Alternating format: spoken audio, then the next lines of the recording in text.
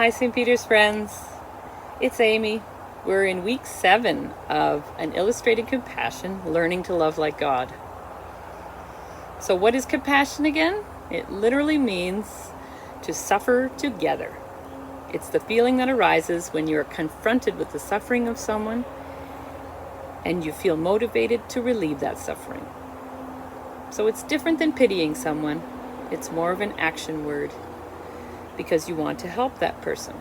It's love in action. So, along with our metta practice, we are watering our lilies of compassion, and I'm going to get Fiona to do that with me now. Yay. Okay, we've got Fiona here to help again. Say hi, Fiona. Say hi. Hi. Excellent. She's got her hose in her hand, and we're going to water the bulbs. Here we go. And look at how tall they are now.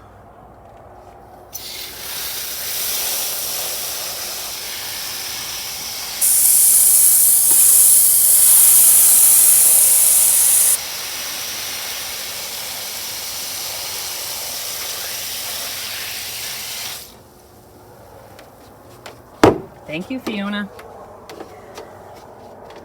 There we are, our lilies of compassion.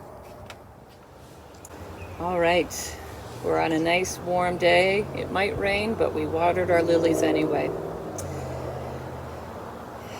So now we come to metta practice, our practice of loving kindness. And as usual, we start with ourselves, hands on our hearts, and repeat after me. May I be filled with loving kindness. May I be safe from inner and outer dangers. May I be well in body and mind. May I be at ease and happy. Now we picture someone else in our lives who we think could use some loving kindness this week. Picture them while you're saying these words with me. May you be filled with loving kindness. May you be safe from inner and outer dangers. May you be well in body and mind, and may you be at ease and happy. Now we extend this loving kindness to the whole world, all the people and animals and plants in it. May all be filled with loving kindness. May all be safe from inner and outer dangers. May all be well in body and mind, and may all be at ease and happy. Amen. Thank you for joining me. So this week, we have another New Testament story. It's from Luke 7, verse 11 to 17. Jesus went to a town called Nain, and his disciples and a large crowd came with him. As he came to the gate of the town, a man who had died was being carried out. A large crowd came alongside his mother. She was a widow, and he was her only son. When Jesus saw her, he had compassion for her. He told her, "Do not weep." Then he came forward and touched the coffin. The people carrying it stopped. And Jesus said, "Young man, listen, get up." The dead man sat up and began to speak, and Jesus gave him to his mother.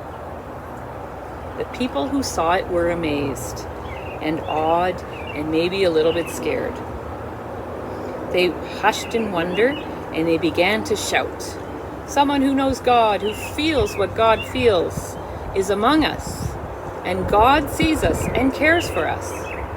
And everywhere, people were talking about Jesus and what he had done. So the word for this week is empathy. Jesus had empathy for the feeling of the mother in this story. It sounds a little bit like compassion, doesn't it? And they can get confusing. But as I say every week, compassion is more of an action word. We act out of compassion to try to relieve the suffering of someone else. Empathy is more of a sharing, an understanding, and a sharing of the feeling with someone else. We feel what they're feeling. Another difference between compassion and empathy is that empathy isn't limited to feelings of suffering. You can be empathetic to feelings of happiness, joy, excitement, and share those feelings with other people, as well as the negative feelings. But clearly in this story, the mother is sad. She lost her only son, and she's already a widow, so she's alone. Using empathy, Jesus puts himself in her position and imagines what it might feel like to lose a son. And he feels her pain. Then, using compassion, the desire to relieve suffering, he touches the coffin and brings the son back to life. Some people believe that we are born with empathy, and some people believe that it can be taught. And some believe that there are some people who are born without any empathy, like people with autism, like Fiona, our friend in Spirit Quest. But many others say that this isn't true, and I believe that. They say that maybe it's harder for people with autism to show the empathy in the ways that we're used to seeing it, but that they can really understand other people's feelings and share them. I think it's a little bit of both, that we're born with empathy as humans, and that we can learn to be more empathetic by being taught. So we're going to teach a little bit of that in Spirit Quest this week. And I found 4 things that can help us to be more empathetic. So number 1, value all feelings, not just the positive ones, in yourself and others. Learn to identify the different feelings that you and others feel, and don't try to get rid of the ones that you don't like. And that's hard to do, because we don't like feeling sad and angry and upset. And we don't like when other people feel that way either. It makes us uncomfortable. But we need to value those feelings and make people feel that they're allowed to feel that way. And we pay attention to all feelings and the messages that they're trying to tell you. Number 2, connect feelings with thoughts and behaviors. So feelings lead to thoughts, and thoughts lead to behaviors, things we do. So you might see somebody walking, yelling at someone who's in a car because they almost got hit by the car. But anger, it really isn't the feeling that caused the action. It's fear. They were afraid that they were going to get hit. And then that led to the behavior, the action of them getting mad. So if you understand the root feeling that's causing somebody's action, you can understand those actions better as well and be more empathetic.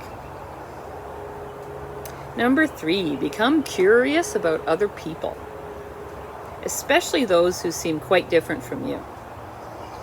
If we can learn from others' experiences, then we will be able to understand them better.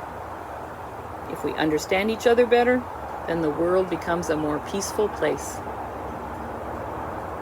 Number 4, listen really hard when you are talking to someone.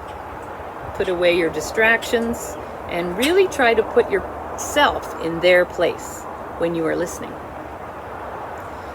And when you're listening, their story might make you think of something similar that happened to you that you could share.